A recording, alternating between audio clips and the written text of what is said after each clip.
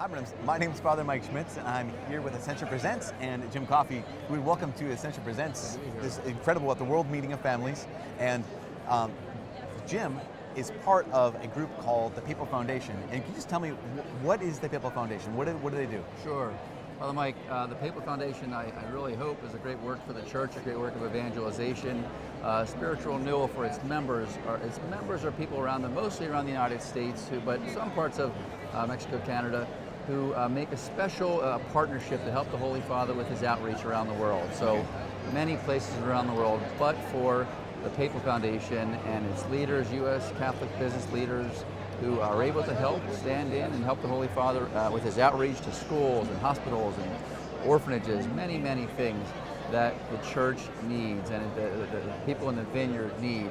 The Papal Foundation and its members, who are called the stewards of St. Peter, they are able to help the Holy Father really be Peter to them and help to give the help that they need. Would you say this is it's a foundation that's of a bunch of stewards? Yes. People who are willing to entrust their resources, their time, talent, treasure? That's exactly it. So say, okay, Holy Father, you need to go to these places. The church needs to serve them. Yes. But, I mean, the Vatican doesn't have a huge bank. Right, that's one of the great misconceptions. People think that is the case, and we really know that it is not. Many people, in fact, have told us in the earliest days when this was getting started, one of our members was really overheard the Holy Father say when posed the question, this is John Paul, now St. John Paul, Holy Father, what is it that's most difficult about being the Holy Father? You know, the response really unequivocally was, when one of my children comes to me for help, and I'm not able to help, he likened it to a parent who might have to literally turn their back on a child. Yeah. So this goes back to about 1988, so we're just over 25 years now.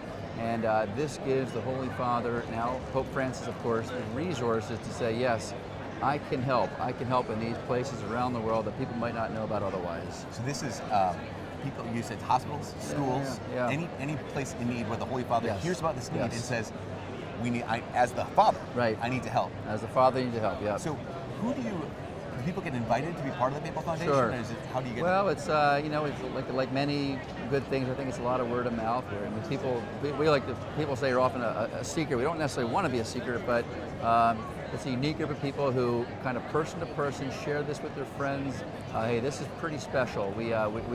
Everybody who's part of it gives many, many things around the world, as we all do. We're all called to help at home first, of course, and we do that, but people who have worked very hard, been very blessed, and really want to start helping the universal church in a way that they wouldn't know about otherwise. People tell us all the time, we looked around, we didn't know how to get more involved in the works of the universal church, and the Papal Foundation, through the outreach of Peter, through the outreach of the Holy Father, gave us a vehicle to do that. So this is an opportunity not only to share resources or to steward, because it's not just I'm giving myself away. Right. It's I want to be a steward of what the Lord has given me. Yes. You also said there was a spiritual component to the Papal Foundation? Well, sure. When we gather, and people tell us all the time, this is one of their favorite things. When we go to our events, we really have two things here. We go, we spend a little time in December with the Papal Nuncio, the Holy Father's representative of the United States, in Washington, where our Holy Father is now, of course. We go to Rome, of course, after Easter, and we spend time with the Holy Father, but that's a small part of it. The rest of it is our time with the leadership of the church, both in the United States and the Curia, the Universal Church. One thing we first started doing, and we continue, is an opportunity for the Sacrament of Reconciliation. So every time we gather, priests will come and help us, the bishops, the religious as well, and everybody gets a chance to have a little reflection from a priest, and then an opportunity for the Sacrament of Reconciliation. So people tell us all the time that's their favorite thing to do. Mass every day, of course, and that fellowship, really in the spirit of the church that we all enjoy so much. If I want to ask, what's one thing that, here's a member representative of the Papal Foundation, you'd say, here's what the larger church should know, or this is what I'd really like to communicate. What would that be? Yeah. Just that, the Holy Father is Peter to us. It continues now with, and most of us in our lifetime have known and experienced, maybe in some way, now St. John Paul II, Pope Benedict. One priest said it was almost like St. John Paul II opened our hearts. Pope Benedict filled our hearts with this great teaching. And now Pope Francis is saying, your hearts have been opened, your hearts have been filled. Now what will you do? Will you go to the periphery? Will you share with the least? Will you reach out to the least?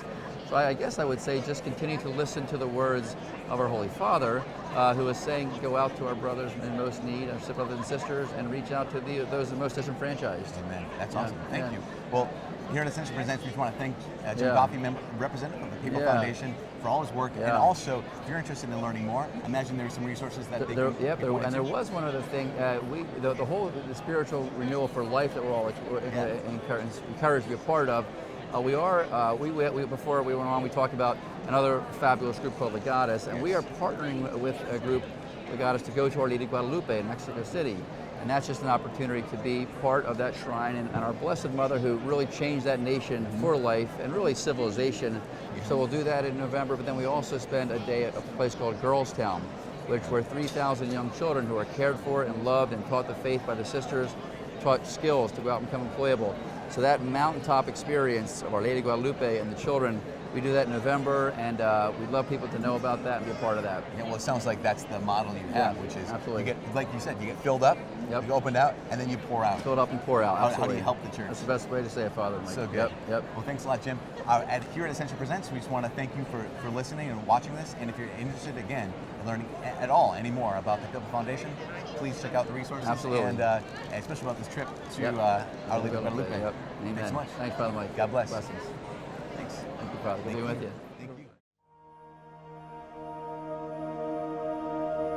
you.